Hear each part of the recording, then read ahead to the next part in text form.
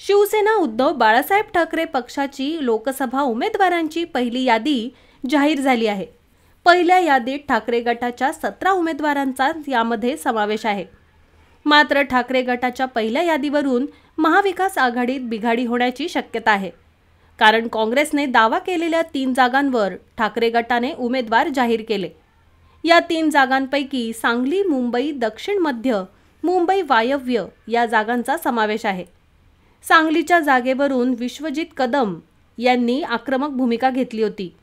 सांगलीत काँग्रेसचं वर्चस्व असताना ठाकरे गटाचा उमेदवार इथे नको अशी भूमिका सांगलीतून विशाल पाटील यांना उमेदवारी देण्यासाठी विश्वजित कदम प्रयत्न करत होते।